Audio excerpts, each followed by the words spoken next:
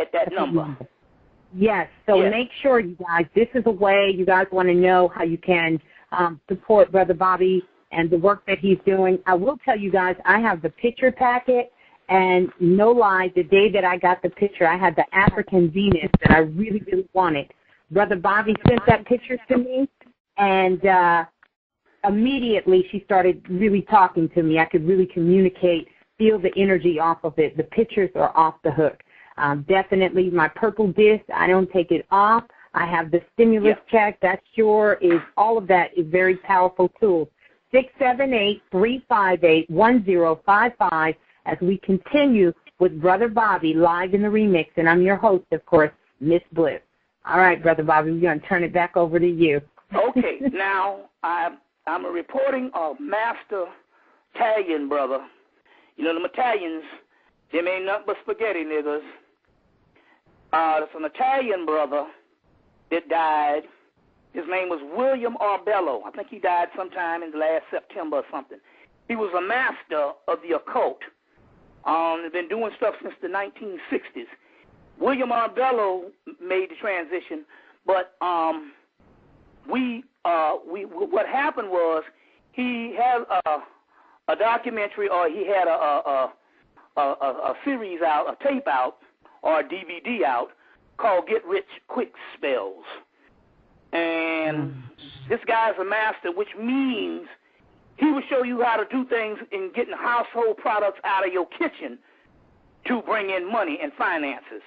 So that particular brother, once he made the transition, he came to me about 2 weeks ago and said, you know, we need to get that particular information out as far as the Get Rich Quick information, and that particular monumental DVD on Get Rich Quick. Unbelievable information on how to use just basic things around your house and different things you can do to bring in loads of cash. So the Get Rich Quick aspect is William Arbello.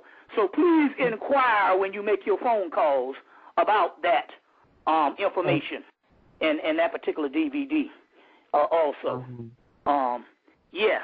Now, I remember I told you about, first of all, I want to say this. I talked about this before the Christmas break, about we was waiting on this woman's book, The Immortal Cells of Henrietta Lacks. Yes. This book, it ended up coming out as The Immortal Life of Henrietta Lacks by Rebecca Skloot. That's S-K-L-O-O-T. Yes. Yes, Rebecca Skloot. And it's called The Immortal Life of Henrietta Lacks. And Henrietta Lacks is a person that they took her cells from her and used those cells for every form of research. They grow the cells in the lab, Johns Hopkins. Yeah. And it says the doctors took her cells without asking. These cells never died. And they launched a medical revolution and a multi-million-dollar industry.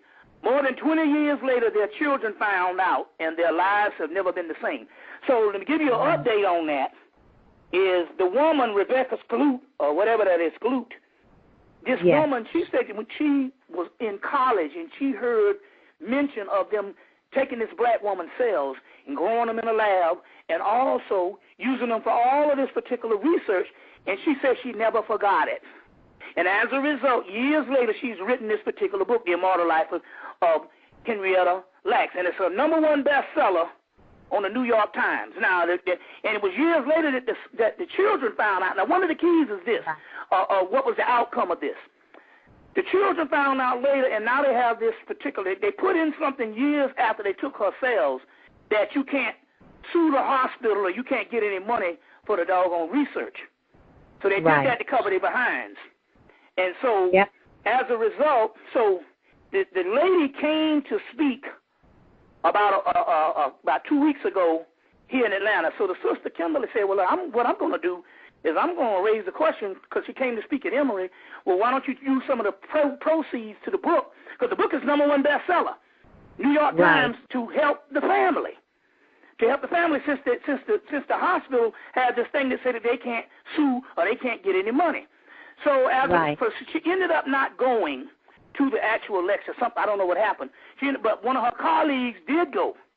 And the colleague reported back to her and said when the girl came, the girl said that she set up a fund for those particular children to start getting money. And she said the proceeds started coming in like crazy.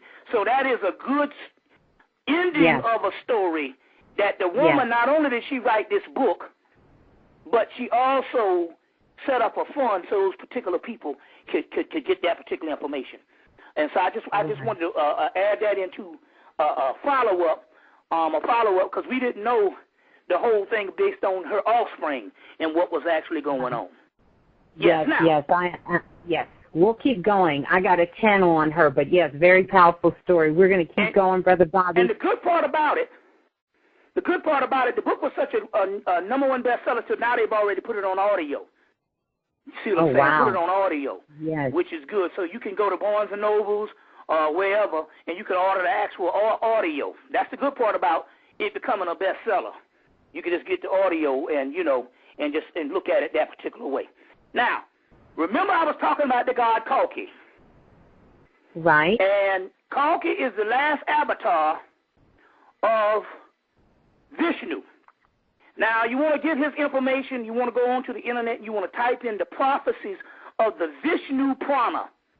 The Vishnu Purana is where we get this information of Kalki about. Are we still on? Yes, Hello? we are. Still. Okay, yeah. The Vishnu Purana. Now, they give all these prophecies and basically every prophecy that they're giving when Kalki is to come back. And these are force fields. These are streams of energies that can be accessed in all of us.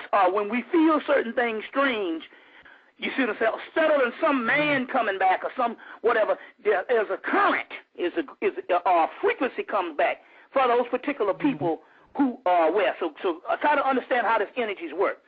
So one of the things when the Kalki energy comes back is basically everything that's going on now, all the corrupt and the banks and everything that's going on in the world, nature being messed up, is in the Vishnu Puranas of what would happen. So they got the actual prophecies of how the world would be like when this particular last avatar of Vishnu.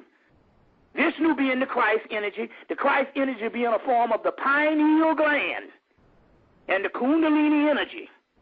Know this.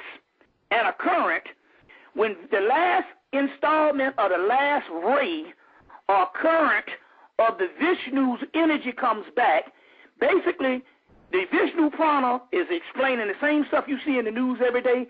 Basically, that's what the Vishnu's Purana is explaining. But you can go on the internet and download that. There's one part of the Vishnu Purana that I came face-to-face with on the 19th of February. 19th of February, I came face-to-face with this Vishnu Purana. One part, one of the greatest prophecies. Now, in the Vishnu Purana, they say this. They say that in the last days, man will eat the sacred cow. The sacred cow. Now, that might not seem anything to you now because the beef industry runs this country. You understand what I'm saying? But just follow me for a minute here. Say, man will eat the sacred cow. Now, let's say you was in ancient Egypt or ancient India, because in India, they don't eat the cow to this day. Even when McDonald's opened up, they had to sell turkey burgers or lamb burgers.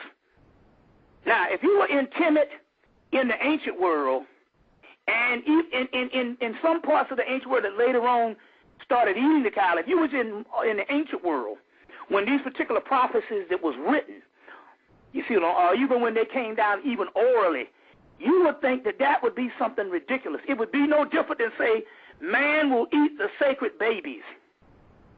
You see, right now, if we say they got a group of people that live in a civilization and they eat babies, you would say, oh, this is horrible. Well, apply the same thing to a cow if you was in the ancient world. Are you getting where I'm coming from here?